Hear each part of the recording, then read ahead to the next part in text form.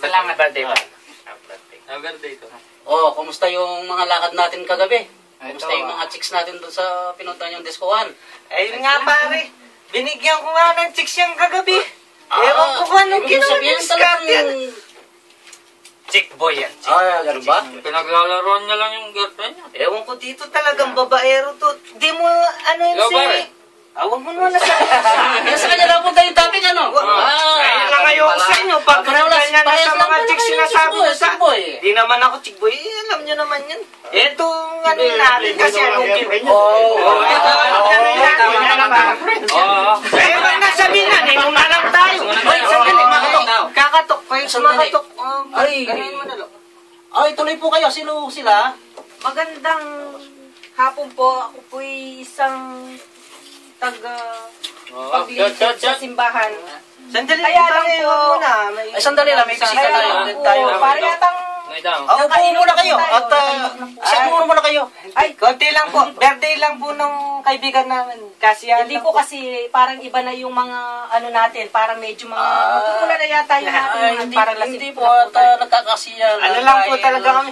Birthday po ng aming kaibigan. Ganun po may ba? konting kasiyahan. Ganun po ba? Meron po sana akong sasabihin lang na kahit na konting ano ng Panginoon. Sandali po ha. Eh, magiinom muna kami. Ay, hindi. Wag naman natin. Ay, Sandali lang. Pasensya na po. Magsasalita si yung ating bisita. Happy birthday ulit. Birthday. Ano nga po pala Ano sa yun? inyo? Tungkol po ito sa salita ng Panginoon. Ang gusto ko po sanang ano sa inyo. Pero hindi po yata mangyayari ito dahil medyo nakainom tayo. Wala po tayo yata sa... Mga pare ko, ay nagyayaya daw ang ating sister sa simbahan. Anong tansya nyo? Tignan lang po namin pag may ano po kami, marami din po kaming ginagawa sa nagtatrabaho din po kasi kami. Si paring Arjun, di pwede yan dahil may naghihintay sa chicks. Yung chicks niya doon sa linggo, papare yan. May yakayaksup din Hindi ko lang po hinihingi yung buong araw ninyo. Mga kalahating oras lang po sana. Para na makapunta lang po tayo sa simbahan. Meron mo ba kami dadat na inumin sa sinasabi niyo lugar?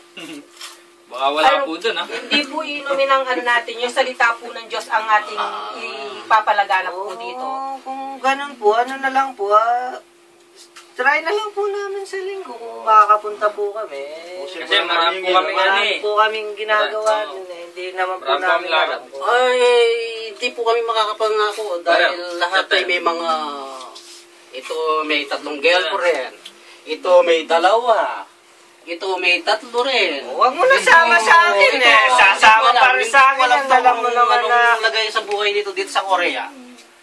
Babalik na lang po ako pag kung ano pong araw ang gusto nyong bumalik ako dito para po makapag-usap tayo. Yung hindi po sana tayo nakakainom. Para po may paliwanag ko naman yung salita ng Diyos para sa inyo. Okay po. Alam naman po ninyo na nalapit na ang mahal na araw. Kailangan po nating magsisi sa ating mga kasalanan. Sana po kahit na ilang minuto lang pagbigyan ninyo ko sa muling pagbabalik ko dito. Pwede po ba yun? Okay. Basta siguro pare, para magkaiwaiwalay na lang, ano? Oo na tayo.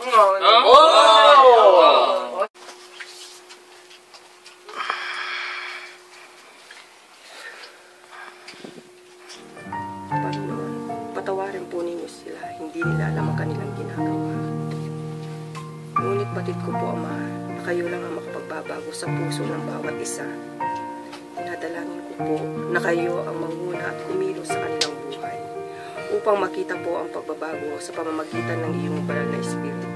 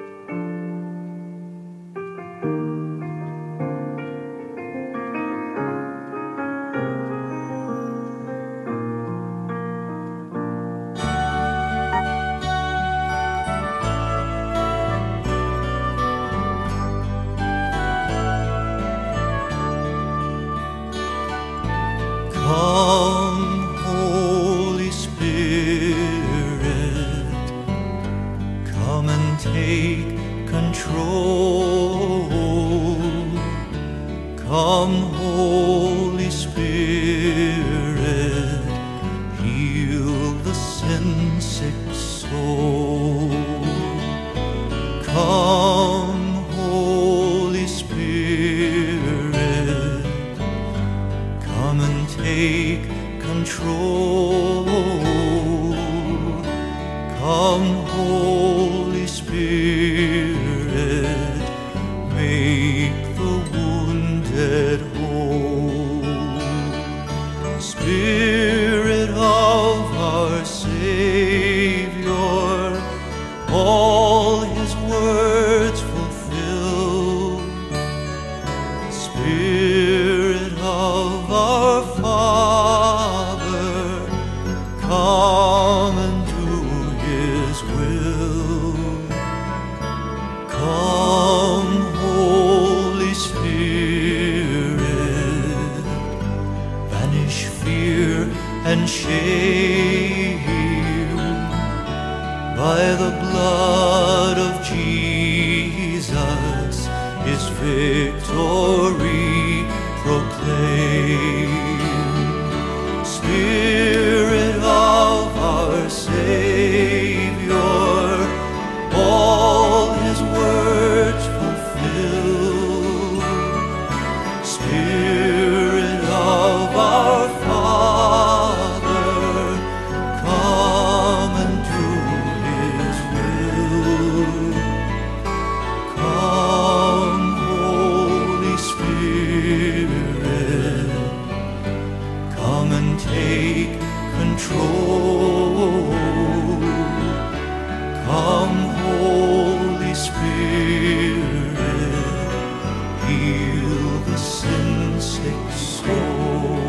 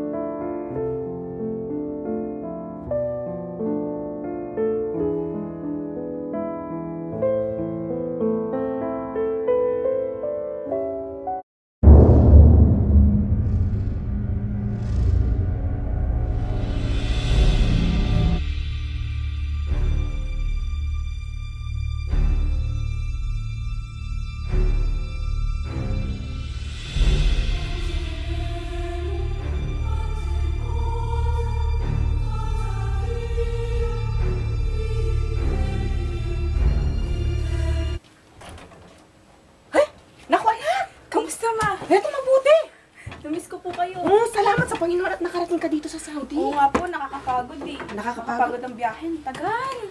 Naku, Osya!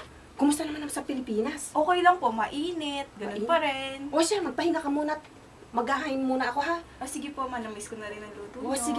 Sige. Osya, kain ka muna, ha? Ma, hindi na muna ako kakakain. Kakain na po muna ako ng tinapay. Pinakain po kasi, kumain kasi kami sa aeroplano kanina. Kape na lang at saka mag-gatas. Sige po. Gusto mo, lagyan mo ng gatas. Sige po. Sige po. Kumusta naman yung pagdodoktora mo? Alam ko, magaling ka eh. Alam ko naman manang-mana ka sa akin. Ha? Ma, hindi ko po tinuloy yung pagdodoktor ko. Ano? Nag-aral po ako ng theology. Tinuloy ko po sa pagpapastora. No? Hindi ka pa kinikilabutan sa sinasabing bata ka. Ba't baka may makarinig sa'yo dito? Ano ba pinapatay dito yung mga, dito sa Saudi yung mga nagpapastora? Ma, hindi po ako natatakot. Diyos ko po, talaga ikaw bata ka, napakatigas talaga ng ulo mo, magbuhat ng maliit ka. Ha? Matigas ng ulo mo hanggang ngayon pa ba naman? Sus, Marios, ako'y kinikilabutan sa ginagawa mo. Nung bata ako, mas matigas yung ulo ko. Mas matigas ngayon ang ulo ko dahil ang pinaglalaban ko si Jesus. Alam ko. Pero alam mo ba kung ano sitwasyon dito sa Saudi? Alam mo ba yung mga pastora dito, ha? Dito sa Saudi? Pinapatay ang mga yan. Yun ang hindi mo alam. Ma, alam ko po yun. Kaya nga po handa akong mamatay para kay Jesus. Ay, naku, susunod kasi. Hindi ko na rin maintindihan. Yung katigasan lagi ng ulo mo ang nangingibabaw. Alam ko, gusto mong palaganapin ang salita ng Diyos. Pero, delikado dito, delikado. Alam ko po, Ma. Nung bata akong matigas yung ulo ko, mas matigas ang ulo ko ngayon kasi alam ko ang pinaglalaban ko si Jesus lang. Ay, siya. Bahala na. Tulungan niyo na lang po ako, Ma. Siya.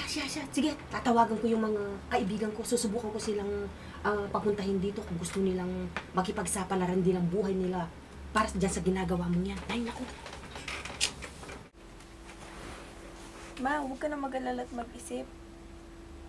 Hindi naman tayo pababayaan ng Diyos.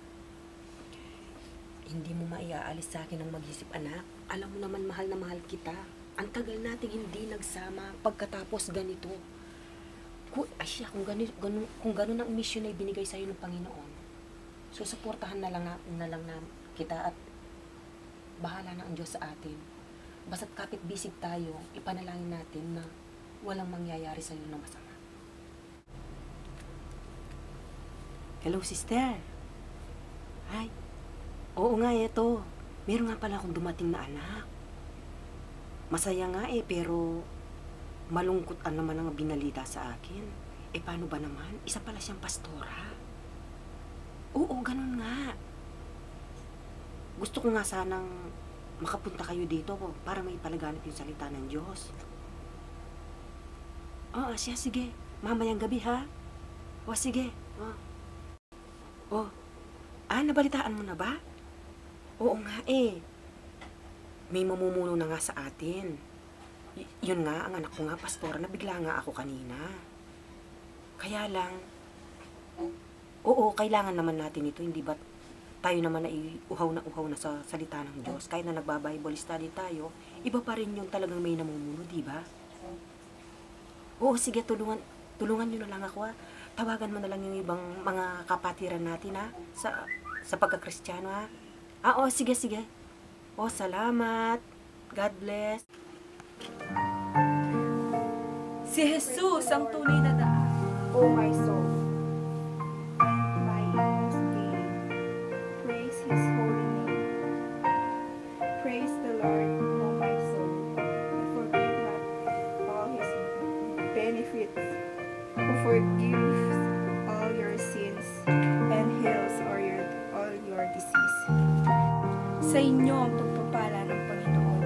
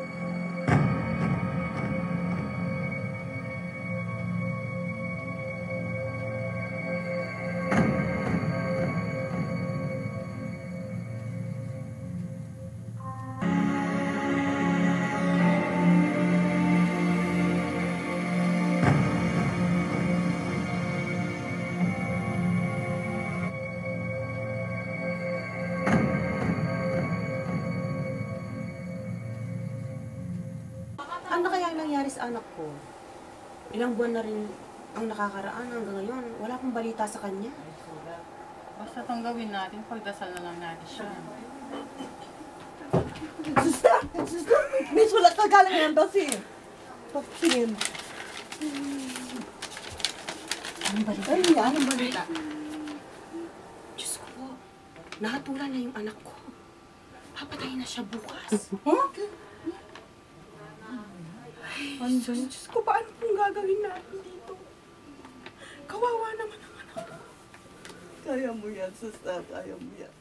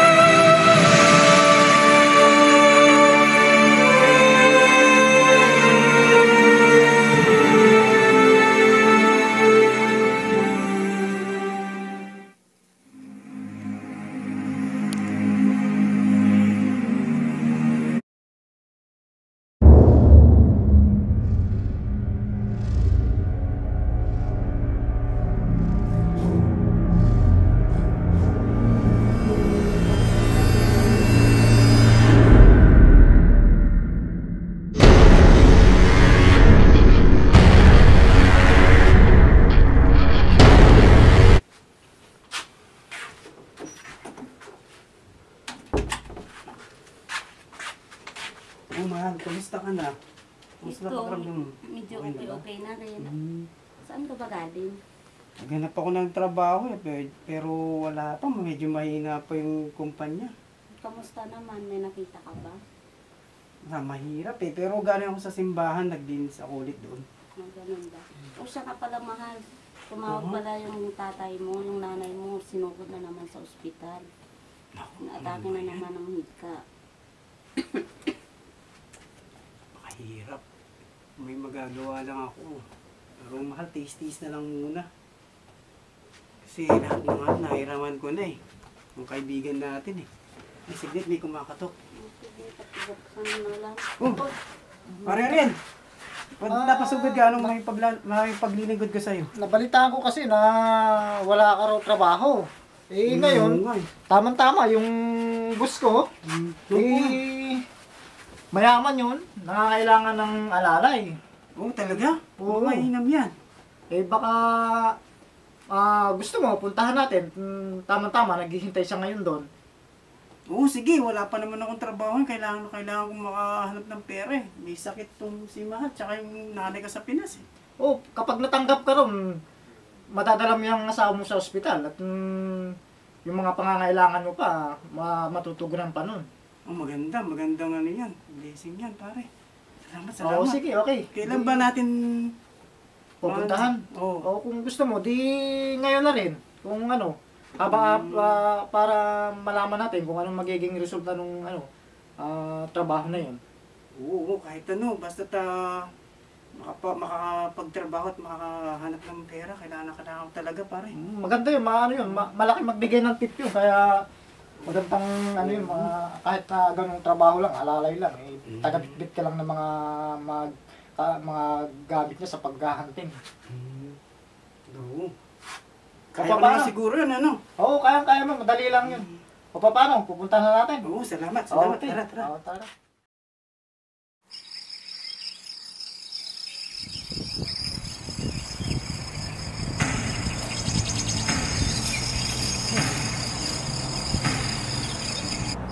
Matt, boss, kami pinadala ni Ariel. Okay. Parang ito. Tagal na rin tayong umiikot. Wala rin mga kasi mag-winter ngayon kasi. Ayun, nakikita mo, nawawala rin na yung mga usang. Kung halimbawa na lang maghiwalay tayo, mas mabuti siguro yun, boss. Para makahuli naman tayo ng maka-achieve mo tayo makahuli. Ano sa palagay mo? Boss, mas mabuti yun. Siya, di yung muna. Isang baril natin na naiwan yung isa. Ay, kukunin ko, andun yata eh. Kuhanin mo na lang isang baril at maghiwalay na lang tayo, ha? Sige, boss. Okay. Okay, boss. Kuhanin mo na lang din yun na marunong ka na pumutok. Sabi ni Ariel, marunong kang pumutok. Oo, boss. Sige ha. Sigurado mo marunong kang pumutok. Oo. Okay. Sige. Kuhanin mo na lang sa kotse. Okay.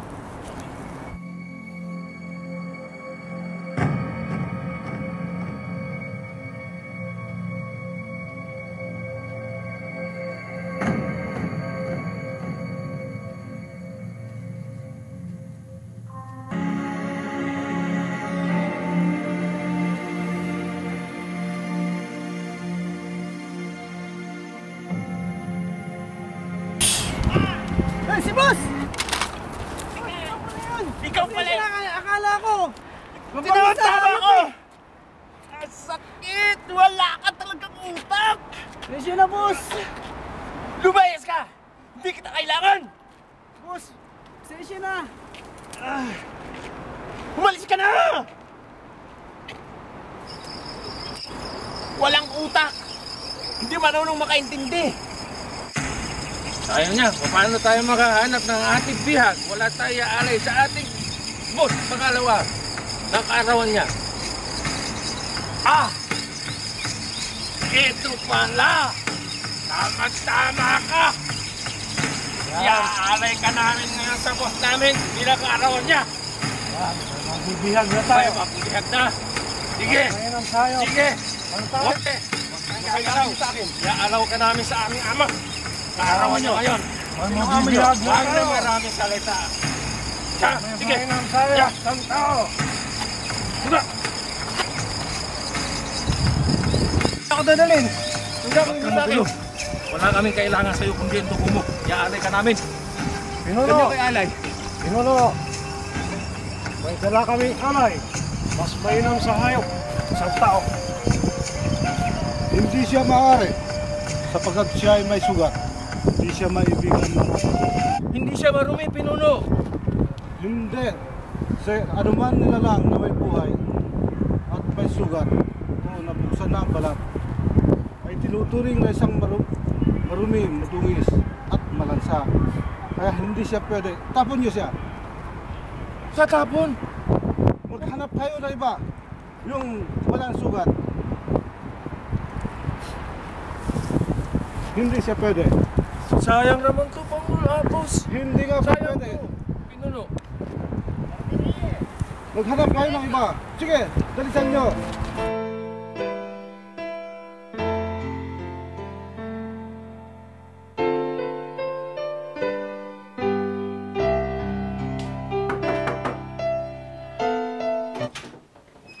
O inay, ano ba? Ano bang ano natin? Abay, ilang buwan na ang inandi? Pagbabayad ba kayo o ano? Pasensya na po, wala pa po talagang pera po ngayon. So, wala pa pong trabaho si Mati. Abay, hindi ubra yung ganyan. Pare-parehas tayong may mga pamilyang binubuhay. Abay, napakahabang palugi tayo. Ibinigay ko sa inyo ilang buwan na hindi kayo nakakabayad. Ngayon, kung hindi nyo kaya magbayad, pwede na kayo magbalot-balot. Humihingi po ako ng pasensya po sa inyo kasi wala pa po talaga. Abay, sabihan mo yung asawa mo, hindi ubra yung ganyan, ha? Pakiusap lang sa inyo. Hayaan nyo po, pag dumating po yung asawa ko, sasabihin ko po talaga kay Mat. Siya, sige. Basta ano yan, aasahan ko, ha? Sige po.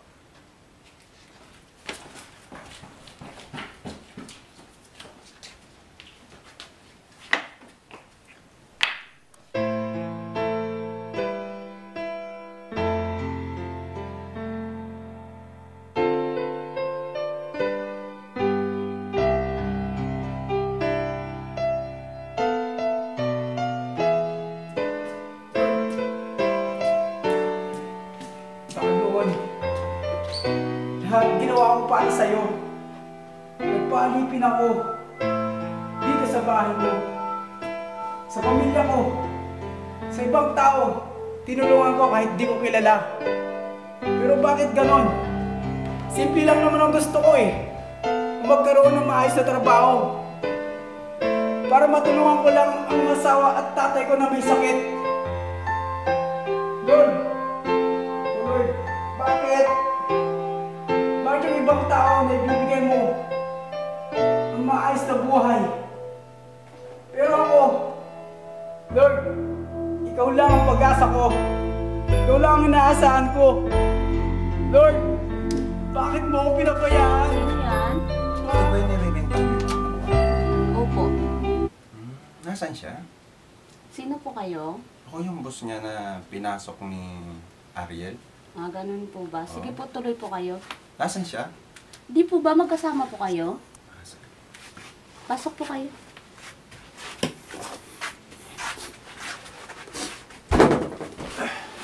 Bakit po ba? Asan ba siya?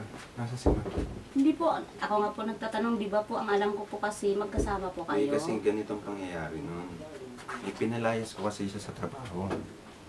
Eh, di ba, naghunting kami. Bali, pumasok siya sa akin sa trabaho, naghunting kami. Eh, sa pagkakataon na baril niya ako. Doon pala sa aming hinantingan. O kung anong tribong. Yung basta hindi ko alam kung anong tribo yun. Nabihag ako. Kaso nung nangyaring ganun, iaalay dapat ako. Eh, nabaril ako ni Matit. Nangyari, iaalay nga ako. Tapos nung makita na may sugat ako, hindi nila nagustuhan dahil ang gusto nila malinis ang iaalay nila sa kanilang ginagawang Panginoon. Panginoon, parang kalabaw ba yung ginawa nilang Panginoon? Kaya ako nandito, magpapasalamat ako kay Matt. Dahil kung hindi sa kanya, na nabaril niya ako, hindi ako maliligtas sa tribo. Sige na. Sige na, tanggapin mo na. Maraming salamat At saka, po, boss. pakisabi kay Matt, ito yung cellphone, pakisabi kay Matt, tawagan niya ako pagdating niya. Tanggapin mo. Maraming salamat po, boss. Sige po. Tawagan niya ako pagdating niya dahil bibigyan ko siya ng regular na trabaho pang habang buhay para hindi na kayo naghihirap. At nakahanda na dun yung lilipatan nyo para hindi na kayo tumirat sa ganitong lugar. Napakahirap. Ha? Ayos siya, sige. Boss, maraming salamat po. Sabihin mo kay Matt na tawagan na lang ako pagdating niya. O, sige po, pagdating niya po sasabihin.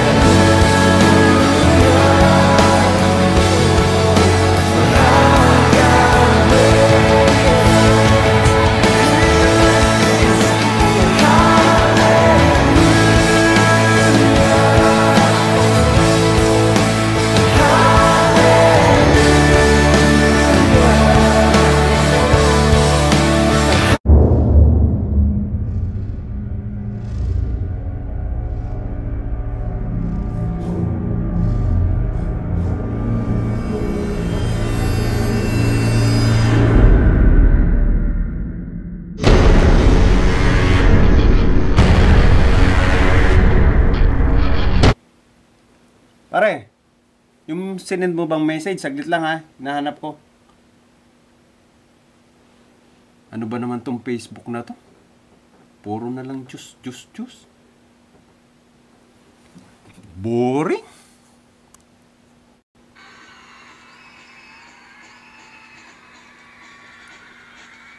Tony.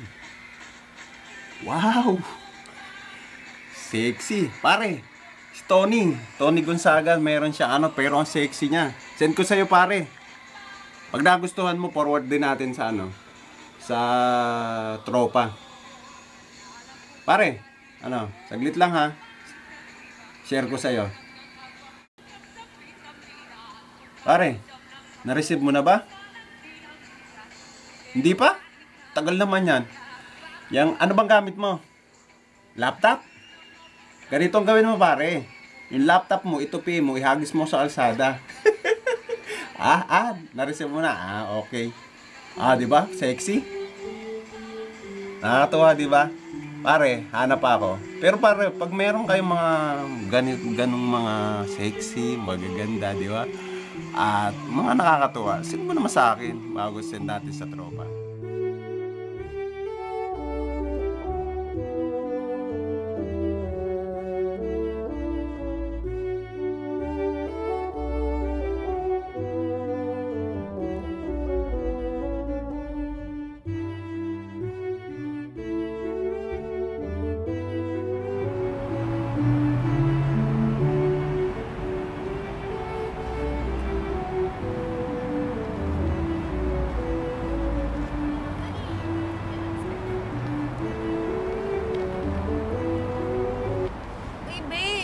Sunday ngayon. Simba naman tayo. Dito na lang tayo. Maganda dito. Bakit? Mas maganda tayo lang dalawa. Mamaya, manood lang tayo ng sine. Sige. Tara na nga.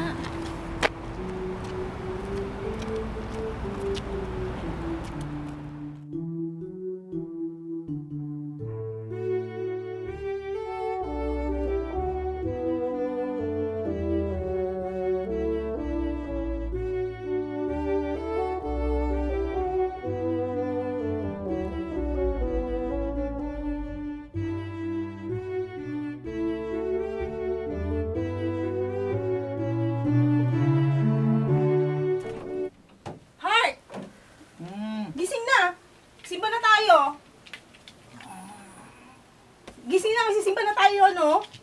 Tinatamad pa ako. Ikaw na lang. Sige na, magbihis ka na. Anong oras na malilate na naman tayo? Lagi na lang tayo nalilate. Mamaya na lang kasi. Sige na, halika na. Ay, mag-ano ka na? Mag-asikaso ka na. Matutulog na lang kaya ako. Sige na, bahala ka nga dyan. Kasi napapagod ako eh. Puyat ako, di ba? Kahit na puyat ka. Ay, Kailangan, ilang oras na naman tayo sa simbahan. Kailangan matulog na nga muna ako kasi pagod nga ako. Sige na muna. Nakakatamad naman yung ganyan. Ayoko na rin na, matutulog na ako. Matutulog na lang ako.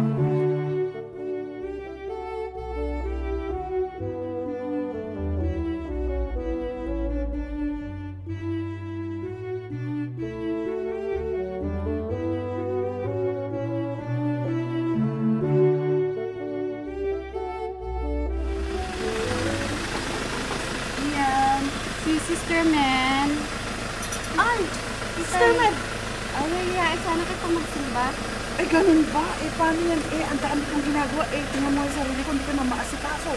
Maglalaba ako, maglilili, mamamalengke pa. Tapos masyado talaga akong busy. Eh, pasensya na talaga kasi nagsisimba, nagdadasal naman ako para sa sarili ko. Kaya pasensya na talaga, ha? Next time na lang. Bukas may Bible study ka na. Pwede ka ba? Bible study bukas? Naku, eh, hindi rin pwede eh. Kasi meron din ako pupunta ako sa kumari ko bukas. Kaya pasensya na talaga, ha? God bless.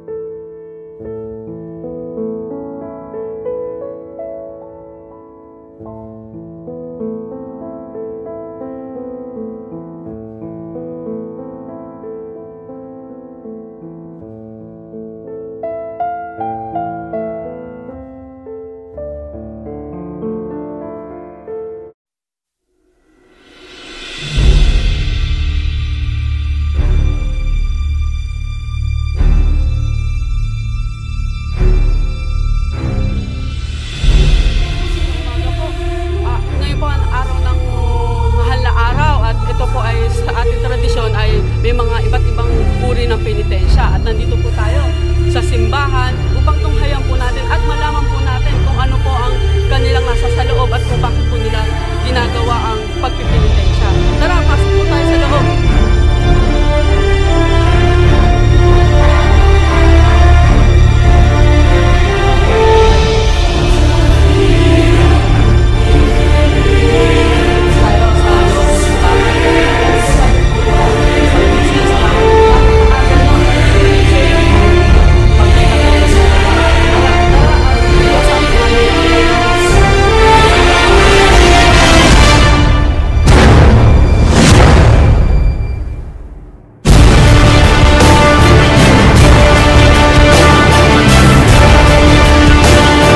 Kuhanan ng impormasyon. Tara, kausapin natin. Excuse me po, hanggat hindi pa po kayo nagsisimula, gusto po namin kuhanan ng inyong saloobin at pakiramdam kung sa araw ng mahal na araw, ano po ang inyong ginagawa? Ito, sa bigat ng mga problema at aking dinadala, wala akong po pwedeng lapitan at takbuhan kung hindi ang ating Panginoon.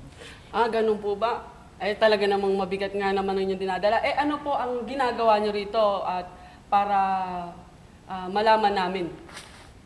Ito, sakripisyo. Nakipagkasundo ako sa ating Panginoon na maglalakad akong paluhod dahil talagang hirap na ako.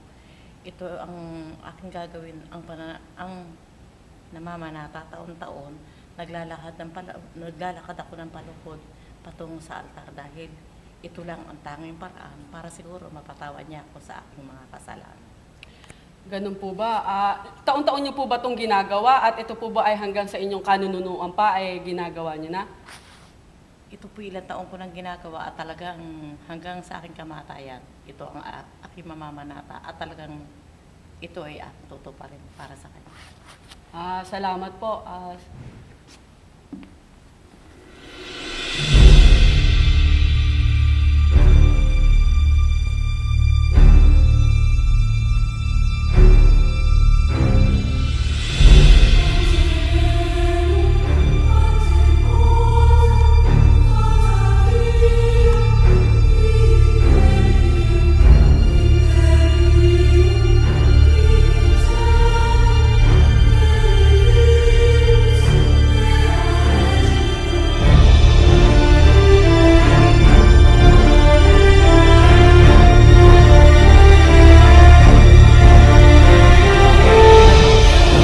Sa labas upang tunghayan naman natin ng ibang nagpipinitensya. Alamin natin kung ano yung nasa loob nila at kung bakit ginagawa nila ito.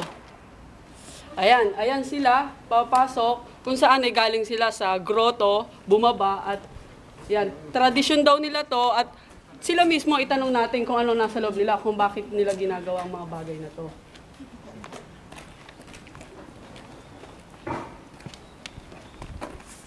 Excuse me po. Gusto po namin malaman na kung ano po ang purpose nyo at ano pong sa loobin nyo sa paggagawa nyo ng penitensya. Kultura na to mula po sa ninuno ko at na-agistan ko na to. Minana ko to sa tatay ko at gagawin ko ito palagi para makabawas sa aking kasalanan. Okay, makabawas sa kanyang kasalanan. Ito namang isa, isang babae na nagpipinitensya. Kausapin din natin. Bakit nyo po ginagawa ang mga bagay na to?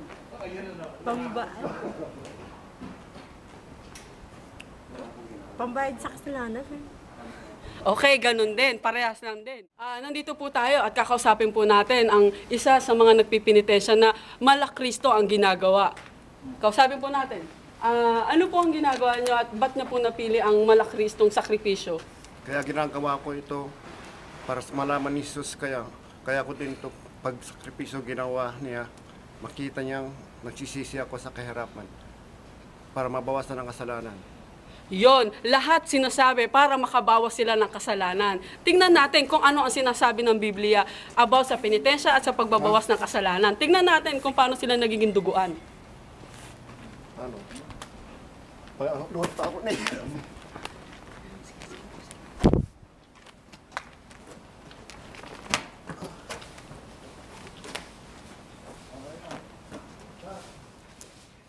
nila pagpepenitensya sa darating na Biyernes Santo. 15 anyos pa lang daw si Jason nang gawin niya ang kawayang panghampas na ginagamit sa pagpepenitensya. At sa darating na Biyernes, gagamitin niya muli ito sa ika-8 pagkakataon. Isa si Jason sa mga nagpapahampas sa likod tuwing Biyernes Santo. Bakit ka naman manatapos? Para pong mabukas ang kasalanan.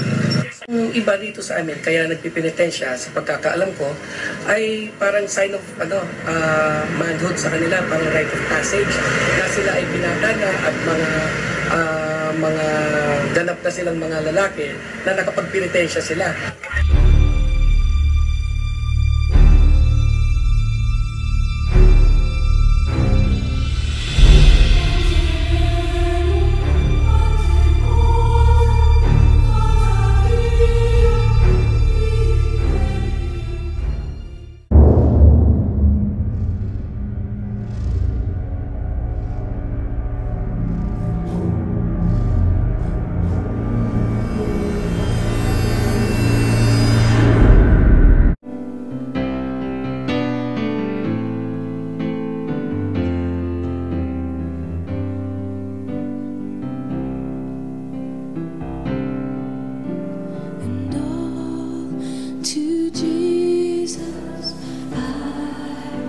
Surrender all to Him.